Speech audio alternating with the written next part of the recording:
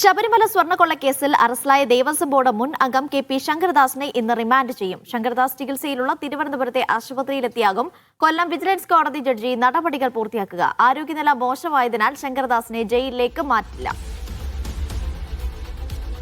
Sijo B ജോണാണ് വാർത്തയുടെ വിവരങ്ങൾ നൽകാനായി ചേരുന്നത്. സിജോ പറഞ്ഞതുപോലെ തന്നെ ഹൈക്കോടതി പല ഘട്ടത്തിൽ വിമർശനം ഉന്നയിച്ചിരുന്ന പശ്ചാത്തലത്തിലാണ് ശങ്കരദാസിന്റെ അറസ്റ്റിലേക്ക് അന്വേഷണ സംഘം കടക്കുന്നത്. ഇപ്പോൾ ഇനി എന്തായിരിക്കും ഇന്ന് നടപടിക്രമങ്ങൾ ഉണ്ടാകുന്നത്? റിമാൻഡ് ചെയ്യാൻ തന്നെയല്ലേ സാധ്യത?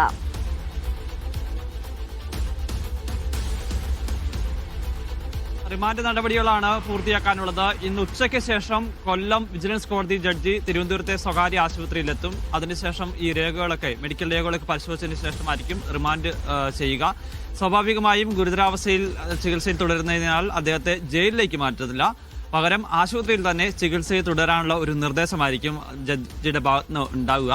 പക്ഷേ അത് ഇപ്പോൾ ചികിത്സ ചെയ്യുന്ന തിരുവനന്തപുരത്തെ സ്വകാര്യ ആശുപത്രിയിലായിരിക്കുമോ അതോ മെഡിക്കൽ കോളേജിലേക്ക് മാറ്റുമോ എന്നുള്ളതാണ്.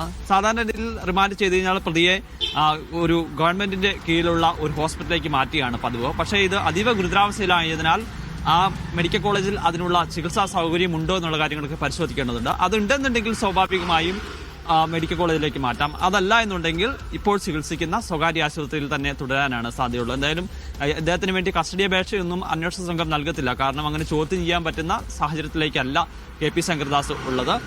അദ്ദേഹത്തിന്റെ ആരോഗ്യനില മെച്ചപ്പെടുന്നതനുസരിച്ച് വിവരങ്ങൾ ചോദിച്ചറിയാനുള്ള ശ്രമത്തിലാണ് അന്വേഷണ സംഘം ഉള്ളത്.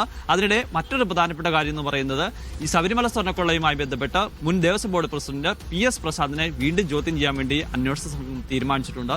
ഇന്നോ അല്ലെങ്കിൽ നാളെയോ ഇതുമായി ബന്ധപ്പെട്ട നോട്ടീസ് നൽകും.